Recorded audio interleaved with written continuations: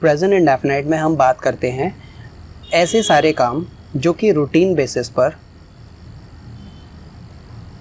Daily या फिर habitually किए जाते हैं।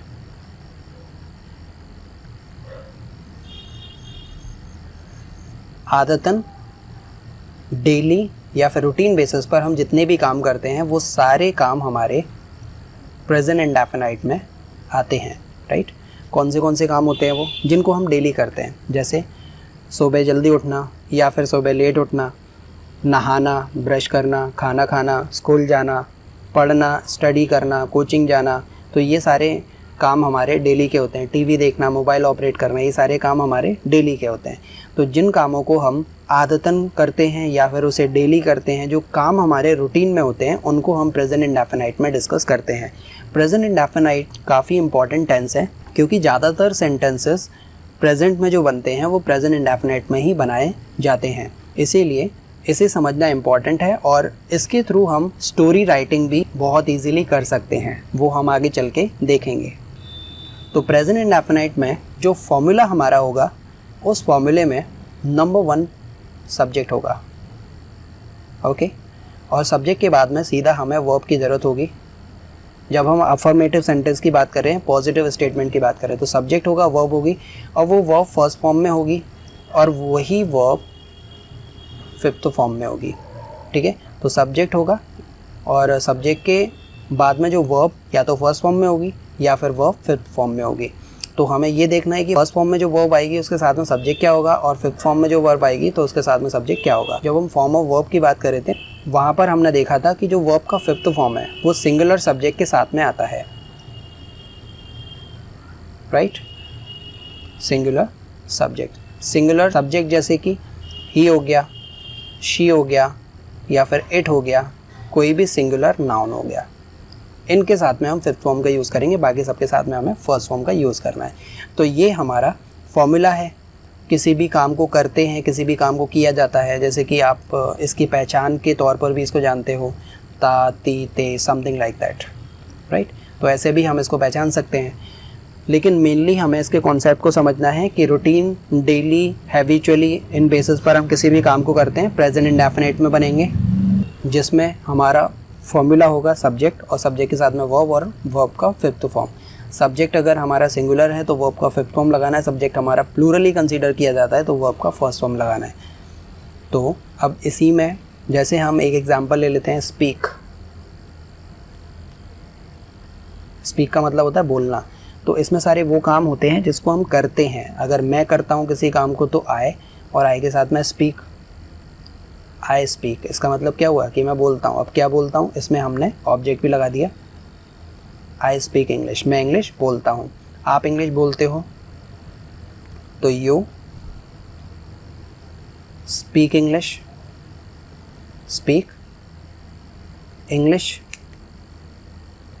हम इंग्लिश बोलते हैं तो वी स्पीक इंग्लिश, वे इंग्लिश बोलते हैं तो दे स्पीक इंग्लिश। लेकिन अगर वो इंग्लिश बोलता है, अगर किसी तीसरे व्यक्ति की बात की, वो सिंगुलर है, वो लड़का है, तो स्पीक का हो जाएगा स्पीक्स। रिमेंबर, हम यहाँ जो बात कर रहे थे वो फिफ्थ फॉर्म की बात कर रहे थे, तो स्पीक का जो फिफ्थ फॉर्म होता है वो होता है स्पीक्स, राइट। तो स्पीक्स इंग्लिश होगा। और अगर शी की बात करेंगे तो शी के साथ में शी स्पीक्स इंग्लिश होगा। किसी अननोन जेंडर की बात करेंगे तो इट स्पीक्स होगा। नाउन लगा दें इसके पहले, तो नाउन जैसे कि राम इंग्लिश बोलता है तो राम स्पीक्स इंग्लिश होगा, सिंगुलर नाउन है ना, तो राम स्पीक्स इंग्लिश। लड़के इंग्लिश बोलते हैं तो बॉयज़ स्पीक इंग्लिश होगा। तो इनका डिफरेंस ये हमें याद रखना है। अब यहाँ पर हम देख सकते हैं कि यहाँ एस आ रहा है, लेकिन वहीं अगर हम स्पीक की जगह पर एक वर्ड रख दें टीच, तो यहाँ पर टीचेस आ गया। सी, यहाँ इन दोनों के बीच में अगर हम डिफरेंस पता करें तो टीच और स्पीक दोनों ही अपने आप में इंडिविजुअल वर्ब हैं, लेकिन यहाँ हम एस लगा रहे हैं और यहाँ पर हम ई एस लगा रहे हैं। ऐसा क्यों? जब हम वर्ब के फिफ्थ फॉर्म की बात करते हैं तो वर्ब का फिफ्थ फॉर्म हम बनाते हैं एस या फिर ई एस लगाकर। मतलब जो हमारी वर्ब की स्पेलिंग होती है उसमें हम या तो एस लगाएंगे या फिर ई एस लगाएंगे। तो अब यहाँ पर एक क्वेश्चन ये आता है, क्या हम अपनी मर्ज़ी से कहीं भी एस या फिर ई एस लगा सकते हैं? तो इसका आंसर है नहीं। इसका रूल हमें पता होना चाहिए कि हमें कहाँ ई एस लगाना है और कहाँ एस लगाना है। तो बात करते हैं ई एस की। अगर वर्ब की स्पेलिंग में लास्ट में कुछ ऐसे वर्ड आ रहे हैं जैसे SH, CH, O, S, X, Z। अगर ऐसे लेटर्स कहीं आ रहे हैं तो वहाँ पर तो हमें लगाना है ES, राइट, और बाकी सब के पीछे हमें S लगा देना है। इसके कुछ एग्जांपल्स देखिए, जैसे वॉच, लास्ट में क्या है, CH है, ES लगा दिया। टीच, CH है, ES लगा दिया। टच, CH है, ES लगाया। कैच, ES लगा दिया, राइट। फिक्स, X आ रहा है लास्ट में, यहाँ देख सकते हैं हम, तो फिक्सेस हो गया। मिक्स, मिक्सेस कर दिया, X आ रहा है। गैस करना, अंदाज़ा लगाना, S आ रहा है लास्ट में, तो ES लगा दिया, गैसेस हो गया। गो, O आ रहा है तो गोस कर दिया, यहाँ देख सकते हैं हम O। डू है तो डू का डस कर दिया, ओके। वॉश किया, वॉश SH आ रहा है, देखिए स्टार्टिंग में है ये SH, तो वॉश का वॉशेस हो गया। ब्रश हो गया, ब्रश का ब्रशेस हो गया। तो अगर SH, CS, O, X, Z, Z का मतलब जैसे बज़, बज़ का मतलब होता है फ़ोन लगाना या फिर भिनभिनाना। मधुमक्खियों के भिनभिनाने के लिए भी हम वॉच का यूज़ करते हैं, तो बजेस हो जाएगा। तो अगर ये लेटर्स कहीं आते हैं एक्शन के स्पेलिंग में, वर्ब के स्पेलिंग में, तो हमें ES लगा देना है, बाकी सबके पीछे हमें S लगा देना है। जैसे प्ले की बात कर लेते हैं हम, तो जो वर्ड है प्ले, Y पे एंड हो रहा है, तो ऐसा कुछ तो है नहीं इसमें कॉन्सेप्ट। SH, CH, O, बाय का कोई कॉन्सेप्ट नहीं है, तो S लगा दिया, सिंपल। स्पीक है, लास्ट में K आ रहा है तो S लगा दिया। टेक है, E आ रहा है तो S लगा दिया, सिंपल। तो ऐसे हमको वर्ब के फिफ्थ फॉर्म में चेंजेस करने हैं, ठीक है। जो फर्स्ट फॉर्म है वो तो जैसा है वैसे ही आएगा, लेकिन जो वर्ब का फिफ्थ फॉर्म है उसको हमें S या फिर ES लगा के रखना है। तो वहीं हम बात कर रहे थे, स्पीक का हमने स्पीक्स कर दिया था और यहाँ टीच का हमने टीचर्स कर दिया था। तो ये थोड़ा सा हमें ध्यान रख के चलना है, इसमें केवल हमें सब्जेक्ट लगाना है, वर्ब लगाना है। अगर सब्जेक्ट हमारा सिंगुलर होगा तो वर्ब का फिफ्थ फॉर्म जिसमें हम S और ES जोड़ के लगाएंगे। अगर सब्जेक्ट हमारा प्लूरल टर्म में यूज़ होगा तो हमको वर्ब का फर्स्ट फॉर्म लगाना है, राइट। तो मैं खेलता हूँ तो आई प्ले, आप खेलते हो यू प्ले। मैं बोलता हूँ तो आई स्पीक, आप बोलते हो तो यू स्पीक, हम बोलते हैं तो वी स्पीक, वे लोग बोलते हैं तो दे स्पीक। ही बोलता है, राम बोलता है, तो इसके साथ में हमने स्पीक्स कर दिया। तो ऐसे हमें इसको कन्वर्ट कर लेना होता है। तो आइए कुछ एग्जाम्पल लेते हैं इनके और उन्हें सॉल्व करके देखते हैं। तो हमारे पास में यहाँ पर कुछ एग्जाम्पल्स हैं प्रेजेंट इंडेफिनाइट से रिलेटेड ही। फॉर्मूला इसका देख सकते हैं, सब्जेक्ट, वर्ब का फर्स्ट फॉर्म और वर्ब का फिफ्थ फॉर्म, राइट। तो इन एग्जाम्पल्स को हम सॉल्व करके देखते हैं। पहले हमें देखना है सब्जेक्ट और उसके बाद में फिर हमें देखना है वर्ब। तो आइए इनको सॉल्व करते हैं। वह जल्दी उठता है, तो वह जल्दी उठता है मतलब ही की बात हो रही है, तो ही। अब जल्दी उठने को हम बोलते हैं गेट अप, तो गेट, इसमें S लगा दिया क्योंकि फिफ्थ फॉर्म लगेगा, सिंगुलर है सब्जेक्ट तो गेट्स अप। जल्दी के लिए अर्ली, ही gets up early, right. Next example है हमारा, हम ब्रश करते हैं, तो हम के लिए भी ब्रश जैसा है वैसे ही आ जाएगा। अब ब्रश का मतलब ब्रश करना ही होता है, तो वी ब्रश। चाहें तो यहाँ पर आर टीथ भी रख सकते हैं, वी ब्रश आर टीथ, हम अपने दांतों को ब्रश करते हैं। नेक्स्ट है, रानी रोज मंदिर जाती है, तो कौन जाता है, रानी। रोज मंदिर जाती है। अब जाना हो गया वर्ब, गो में S और ES लगा दिया क्योंकि रानी सिंगुलर सब्जेक्ट है। Rani goes to temple daily. Next example है, तुम अच्छा खेलते हो, तो यू, तुम के लिए आएगा यू। खेलने को बोलते हैं प्ले। अच्छा, अच्छे को बोलते हैं वेल, तो यू प्ले वेल, तुम अच्छा खेलते हो। हम बिजनेस करते हैं, तो वी। अब बिजनेस करने को बोलते हैं do the business, do the business, या फिर हम चाहें तो डू की जगह पर रन भी लगा सकते हैं, डू द बिजनेस या फिर रन द बिजनेस, ओके। तो ये हमारे सेंटेंस कन्वर्ट हो गए। तो इसमें हमने क्या देखा, सब्जेक्ट देखा, सब्जेक्ट सिंगुलर है तो वर्ब में पीछे S और ES लगा दिया। सब्जेक्ट हमारा प्लूरल टर्म में यूज़ हो रहा है, तो जैसा है वर्ब उसको वैसे ही हमने रख लिया। अब बात करते हैं प्रेजेंट इंडेफिनाइट में नेगेटिव सेंटेंस जब हम बनाते हैं तो उनको हम कैसे बनाएंगे। तो प्रेजेंट इंडेफिनाइट के जो नेगेटिव सेंटेंस हमारे बनेंगे, तो सबसे पहले हमें इसे समझने के लिए प्रेजेंट इंडेफिनाइट के पॉजिटिव सेंटेंस के फॉर्मूले को देखना होगा, जिसमें सबसे पहले होता है सब्जेक्ट एंड देन वर्ब का फर्स्ट फॉर्म और वर्ब का फिफ्थ फॉर्म हम लगाते हैं। ओके, तो ये हमारा फॉर्मूला था पॉजिटिव स्टेटमेंट का। अब इसी को हमने नेगेटिव में कन्वर्ट किया, तो जैसे हम जानते हैं नेगेटिव में कन्वर्ट करने के लिए हमें नॉट को लगाने की ज़रूरत पड़ती है, लेकिन इस नॉट को हम कहाँ लगाएंगे ये देखने वाली बात है। जैसे हमने एक सेंटेंस लिखा आई गो, मैं जाता हूँ, तो इसी को हमने नेगेटिव में कन्वर्ट किया अगर, तो आई गो ये तो जैसा है वैसे ही आएगा। अब हम नॉट लगा देते हैं, तो आई नॉट गो, तो ये सेंटेंस हमारा इनकरेक्ट हो गया। इसलिए इनकरेक्ट हो गया क्योंकि ये जो नॉट है हमेशा किसी ना किसी टाइम वर्ड के साथ में ही आता है, मतलब हेल्पिंग वर्ब के साथ में आता है। इससे पहले जो हमने देखा हैज़ हैव के साथ में नॉट आ रहा था, तो हैज़ नॉट और हैव नॉट हो गया था। उससे भी पहले कॉन्टिन्यूस में हमने देखा था इज़ एम आर के साथ में नॉट आ रहा था, तो is not am not are not हो गया था। लेकिन वहाँ पर जो हेल्पिंग वर्ब थे is am are has have, उनके साथ में नॉट का यूज़ किया था। लेकिन यहाँ पर अगर हम देखेंगे फॉर्मूले में, तो हेल्पिंग वर्ब है ही नहीं इस फॉर्मूले में, तो हमें यहाँ पर फिर नॉट का यूज़ कैसे करना चाहिए। लुक, ये जो फॉर्मूला है हमारा सब्जेक्ट और वर्ब, ठीक है, ये हमारा फॉर्मूला है। ये पॉजिटिव स्टेटमेंट के लिए, मतलब अफर्मेटिव जो सेंटेंस होंगे हमारे,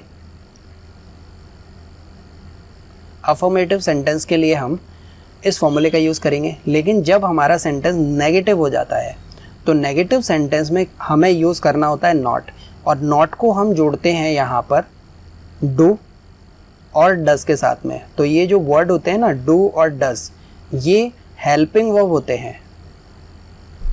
प्रेजेंट इंडेफिनाइट में जो हेल्पिंग वर्ब होते हैं वो होते हैं डू और डस।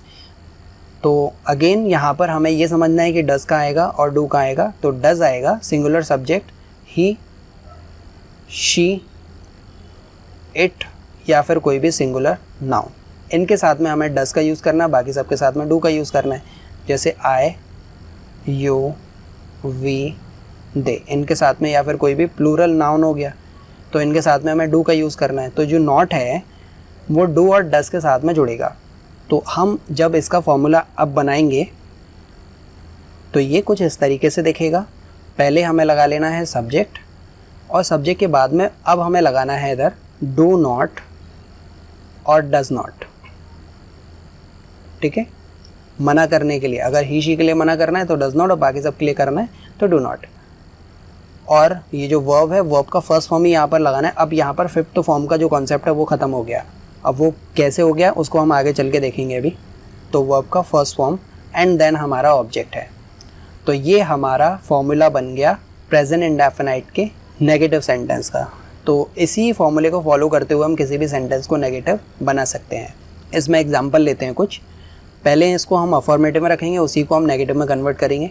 मैं जाता हूँ तो आई गो, इसी को हमने यहाँ रखा। मैं नहीं जाता हूँ तो आई के साथ में हमने डू नॉट कर दिया, आई डू नॉट गो। ऐसे बनाना है इसको।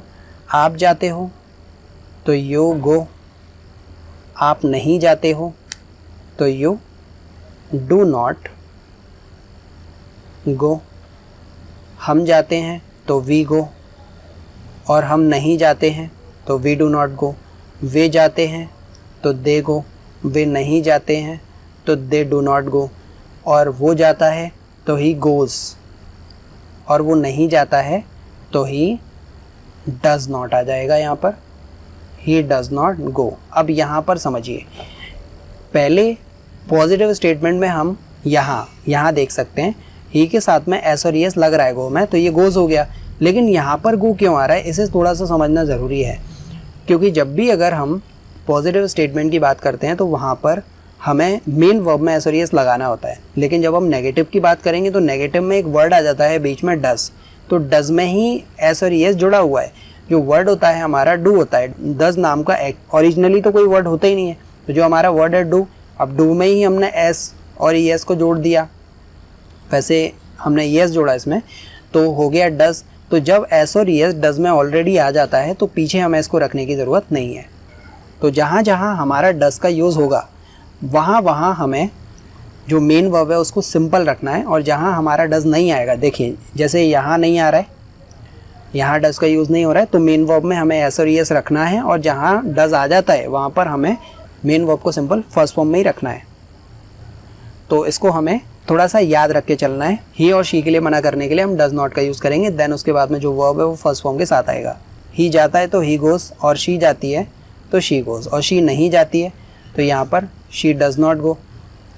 राम जाता है तो राम गोज़, राम नहीं जाता है तो राम डज नॉट गो।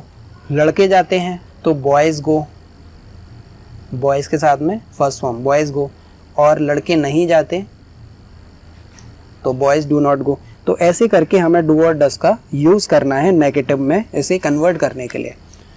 तो कुछ एग्जाम्पल लेंगे इसके, और उन एग्जाम्पल को हम ट्रांसलेट करके देखेंगे।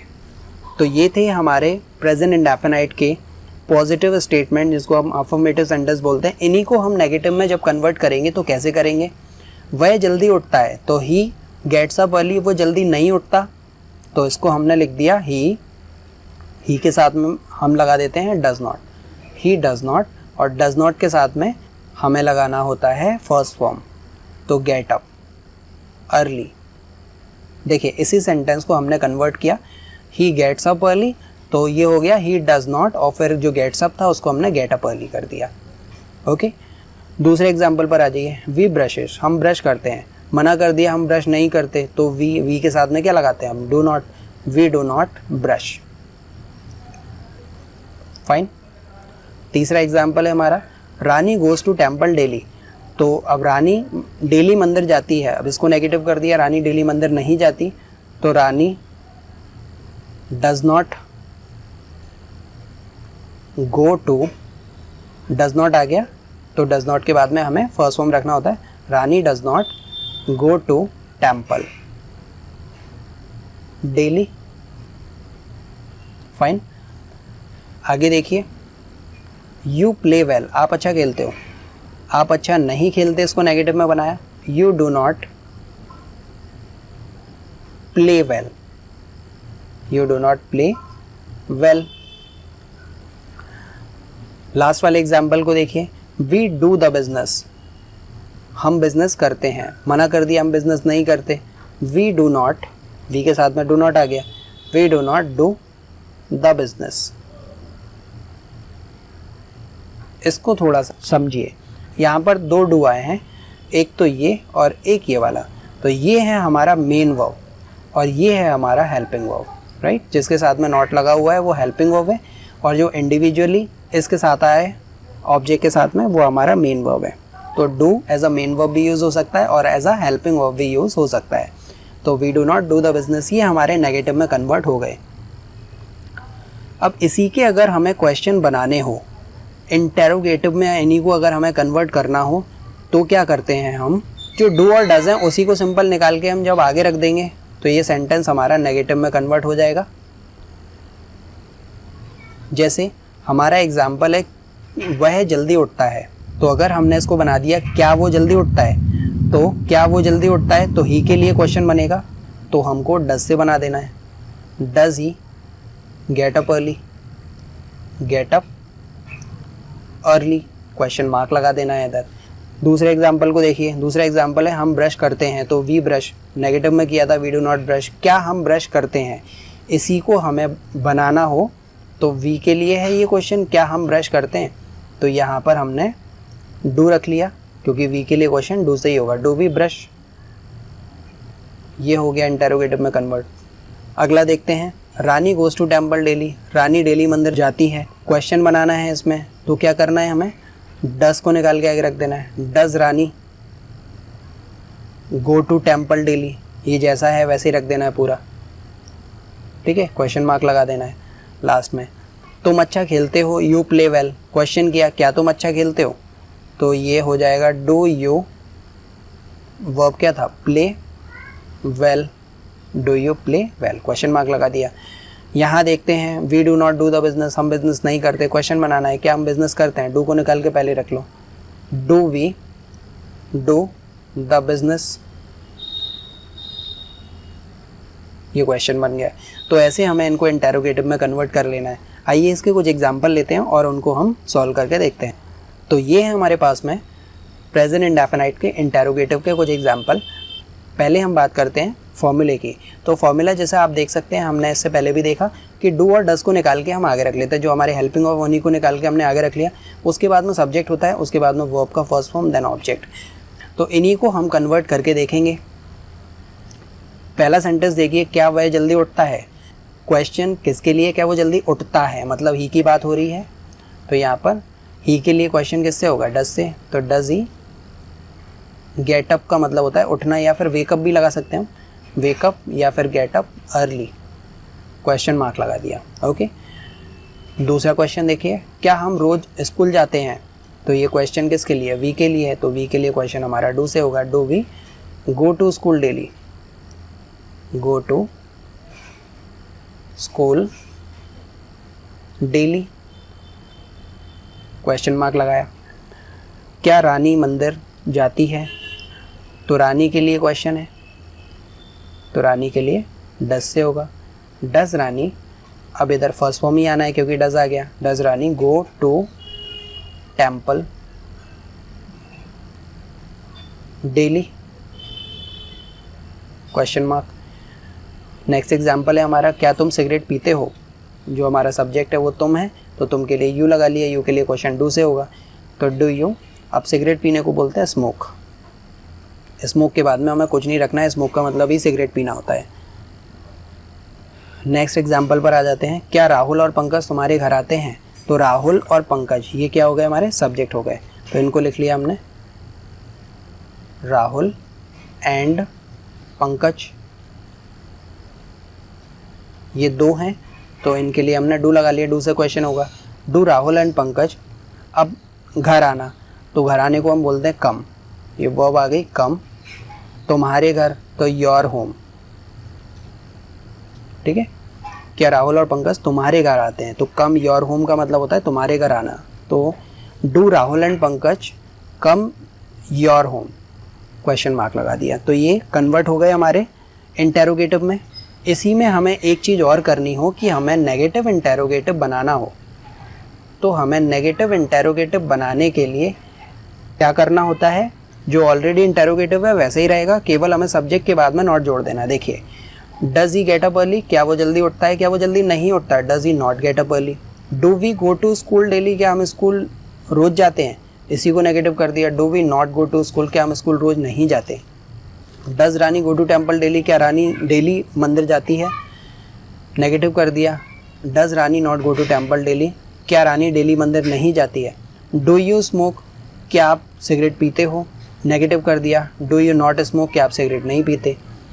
लास्ट एग्जाम्पल है, do Rahul and Pankaj come your home, क्या राहुल और पंकज तुम्हारे घर आते हैं, तो इसी को नेगेटिव कर दिया। Do Rahul and Pankaj not come your home, क्या राहुल और पंकज तुम्हारे घर नहीं आते हैं। तो ऐसे हमने इनको नेगेटिव इंटेरोगेटिव में कन्वर्ट कर लिया।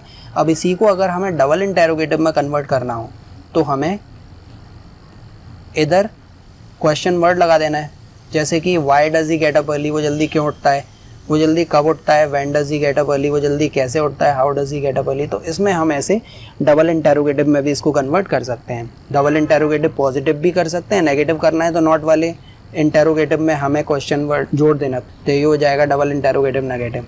तो ऐसे करके हम इंटेरोगेटिव भी इसमें बना सकते हैं। तो कुल मिला के जो हमने इंडेफिनाइट में सीखा वो ये कि पॉजिटिव सेंटेंस जो होते हैं जिसमें हम बात करते हैं स्टेटमेंट की कि किसी भी काम को किया जाता है, कोई भी काम मैं करता हूँ, आप करते हो, कोई भी तीसरा व्यक्ति भी करता है, उसमें हमें सब्जेक्ट और वर्ब का फर्स्ट फॉर्म और वर्ब का फिफ्थ फॉर्म रखना होता है। सब्जेक्ट सिंगुलर है तो वर्ब का फिफ्थ फॉर्म लगाना है, और सब्जेक्ट प्लूरल है तो वर्ब का फर्स्ट फॉर्म लगाना है। मना करना होता है तो हम वहीं डू नॉट और डज नॉट का यूज़ करते हैं। डज नॉट का यूज़ हम ही और शी या फिर सिंगुलर सब्जेक्ट के लिए मना करने के लिए करते हैं, बाकी सब के लिए मना करना होता है तो डू नॉट का यूज़ करते हैं। और वर्ब का फर्स्ट फॉर्म आता है।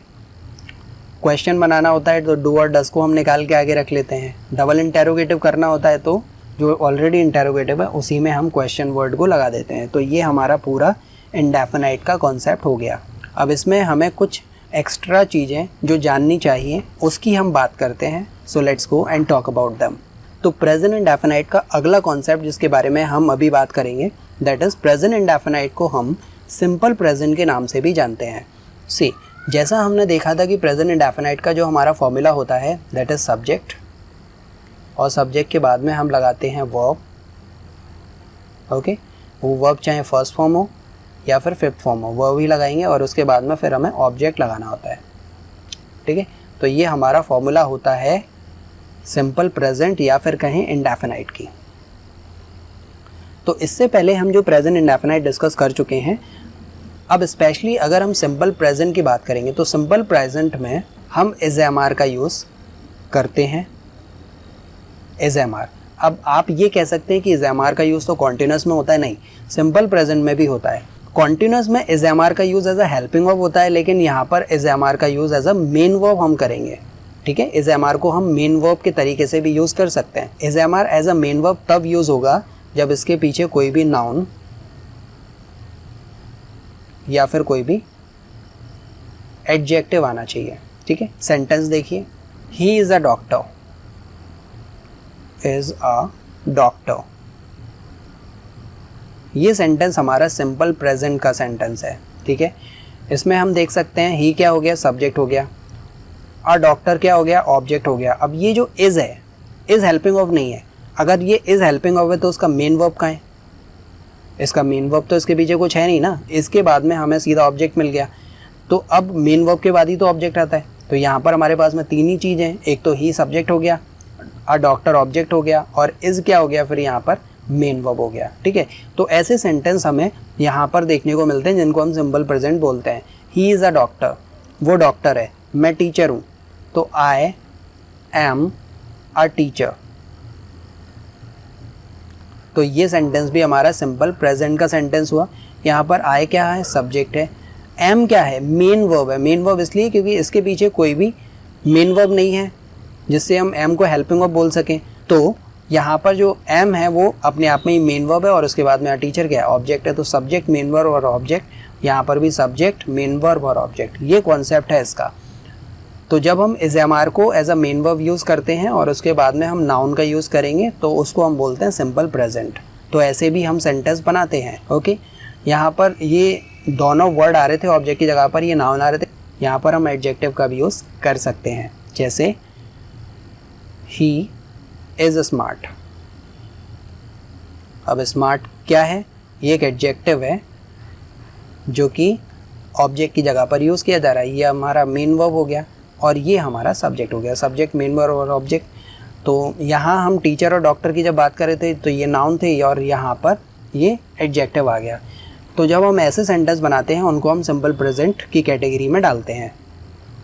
तो कुल मिला के बात इतनी हुई कि सिंपल प्रेजेंट वो सेंटेंस होते हैं जिसमें सब्जेक्ट के साथ में इज एम आर तो आएगा, लेकिन उसके पीछे मेन वर्ब के आईएनजी फॉर्म में नहीं आती। मेन वर्ब की जगह पर हम क्या कर देते हैं, नाउन या फिर एडजेक्टिव लगा देते हैं, और जो इज एम आर होता है वही हमारा मेन वर्ब बन जाता है। तो ये हमारे सिंपल प्रेजेंट के सेंटेंस हो जाते हैं।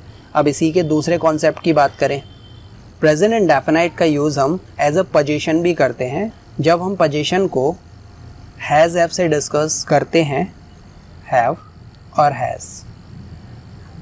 पोजीशन का मतलब होता है अधिकार, बिलोंगिंगनेस। मेरे पास में कोई चीज़ है तो आई हैव, और हैव के बाद में हम किसी वस्तु का नाम रख देंगे वहाँ पर। ठीक है, तो ये सेंटेंस का फॉर्मेशन भी हमारा सिंपल प्रेजेंट में ही होता है, जिसको हम प्रेजेंट इंडेफिनाइट बोल सकते हैं। देखिए, जो हमारा कॉन्सेप्ट था, फॉर्मूला था, इसके पहले जो हमने डिस्कस किया, सब्जेक्ट होना चाहिए, वर्ब होना चाहिए और ऑब्जेक्ट होना चाहिए। ये हमारा सिंपल प्रेजेंट का फॉर्मूला। तो यहाँ पर भी इस एग्जाम्पल को हमने बनाया, आई हैव अ कार। मेरे पास में कार है, आई हैव अ कार। तो यहाँ हम देख सकते हैं सब्जेक्ट है और ये क्या है, ये ऑब्जेक्ट है। तो ये अपने आप में क्या हो गया, मेन वर्ब हो गया। तो ये आपको पोजीशन बता रहा है कि मेरे पास में कार है। तो मेरे पास में कोई भी चीज़ है उसको हम बोलते हैं पोजीशन। तो हैज़ और हैव का यूज़ होगा। तो मेरे पास में कार है तो आई हैव अ कार। मैंने बोला ही के पास में एक बाइक है तो ही हैज़ अ बाइक। तो ही हैज़ अ बाइक। तो किसी भी चीज़ का आपके पास में होना, उसको हम बोलते हैं पोजीशन। हैज़ हैव का हम यूज़ करते हैं। हैज़ हैव के बाद में जब हम किसी नाउन का जिक्र करते हैं तो उसको भी हम सिंपल प्रेजेंट की कैटेगरी में रखते हैं। ठीक है, तो ये इसका दूसरा कॉन्सेप्ट हो गया। अब जो मोस्ट इम्पॉर्टेंटली यहाँ पर हमें देखना है एडवर्ब, टाइम इंडिकेटिंग वर्ड्स होते हैं जो कि हम प्रेजेंट इंडेफिनाइट में यूज़ करते हैं। इनको देखकर हम ये इस टेंस को पहचान सकते हैं कि ये टेंस हमारा प्रेजेंट इंडेफिनाइट ही होगा। जैसे ऑफन, ऑलवेज ये वर्ड पहचानने में हमारी हेल्प करते हैं। ये कॉन्टिन्यूस में यूज़ नहीं होते, ऑफन, ऑलवेज कॉन्टिन्यूस में यूज़ नहीं होंगे।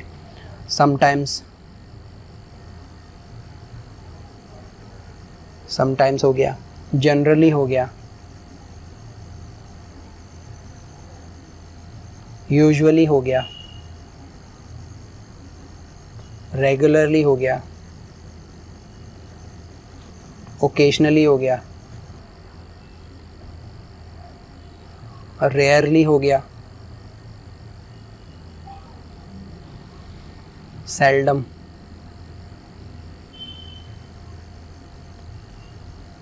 सेल्डम का मतलब भी होता है some time, never, hardly, habitually, daily, every day. तो ये कुछ एडवर्ब हैं जो कि हमें टाइम को इंडिकेट करते हैं। इनका यूज़ प्रेजेंट इंडेफिनाइट के सेंटेंस या फिर सिंपल प्रेजेंट में किया जाता है। तो इनसे हमें हेल्प मिल सकती है और हम पहचान सकते हैं कि सेंटेंस हमारा प्रेजेंट इंडेफिनाइट है या फिर नहीं है। और इससे रिलेटेड एक फैक्ट की हम और बात करते हैं, जितने भी यूनिवर्सल ट्रुथ होंगे, यूनिवर्सल ट्रुथ, वो हमारे प्रेजेंट इंडेफिनाइट में ही होते हैं। जैसे कि sun rises in the east, इसको हम परफेक्ट में नहीं बना सकते, इसको हम कॉन्टिन्यूस में नहीं बना सकते। Sun is rising in the east, कि सूरज पूरब से उग रहा है, आज ही उग रहा है, नहीं, वो डेली उगता है। ठीक है, तो इसको हम इंडेफिनाइट में ही रखेंगे। ट्री गिव्स अस ऑक्सीजन, पेड़ हमें ऑक्सीजन देता है, इसको ऐसे नहीं कर सकते पेड़ tree is giving us oxygen, पेड़ हमें ऑक्सीजन दे रहा है, ऐसे नहीं बना सकते। पेड़ ने हमें ऑक्सीजन दी है तो tree has given us oxygen, नहीं, क्योंकि उसका नेचर ही वैसा है ऑक्सीजन देने का, इसीलिए हम उसको इंडेफिनाइट में रखेंगे। वो हैबिचुअल एक्शन हो गया, उसका रेगुलर एक्शन हो गया, उसका काम ही वही है। तो यूनिवर्सल ट्रुथ के बारे में जब भी हम बात करते हैं तो हम प्रेजेंट इंडेफिनाइट में उसको रखते हैं। अब इसमें कुछ वर्ब्स हमें देखनी है जिनका यूज़ प्रेजेंट कॉन्टिन्यूस में नहीं होता, इसको याद रखना है हमें। कभी कभार ये सेंटेंस में मिल जाती हैं। प्रेजेंट कॉन्टिन्यूस में जिनका यूज़ नहीं होता, इसको हम अदर टेंसेस में डिस्कस कर सकते हैं, लेकिन कॉन्टिन्यूस में जिनका यूज़ नहीं होगा, जैसे कि अग्री, इसमें आईएनजी नहीं लगा सकते हम। अंडरस्टैंड, अंडरस्टैंडिंग वर्ब नहीं होता, फिर वो अंडरस्टैंडिंग नाउन हो जाता है। जब हम अंडरस्टैंड वर्ब है, जब हमने इसमें आईएनजी लगाया तो ये नाउन बन जाएगा, इसीलिए हमें इसको कॉन्टिन्यूस में नहीं रखना होता। फील हो गया, जिसको हम बोलते हैं वर्ब्स ऑफ सेंसेशन। स्मेल हो गया, सूंघना, इसमें हम आईएनजी नहीं लगाते, मतलब ये ऐसे वर्ब है जिसमें हम आईएनजी नहीं लगाते। टेस्ट हो गया, हियर हो गया, सी हो गया। ज़बरदस्ती हम इनमें आईएनजी लगा सकते हैं, लेकिन नॉर्मली हम इनमें आईएनजी नहीं लगाते, क्योंकि जब हम इनमें आईएनजी लगाएंगे तो ये ग्रामेटिकली इनकरेक्ट हो जाते हैं। तो ये प्रेजेंट इंडेफिनाइट से रिलेटेड, सिंपल प्रेजेंट से रिलेटेड कुछ रूल्स थे जिसको हमने पढ़ा। That's all from the simple present and present indefinite side. ये हमारा प्रेजेंट इंडेफिनाइट पूरा कंप्लीट है। तो आगे चलेंगे और बात करेंगे प्रेजेंट परफेक्ट कॉन्टिन्यूस की।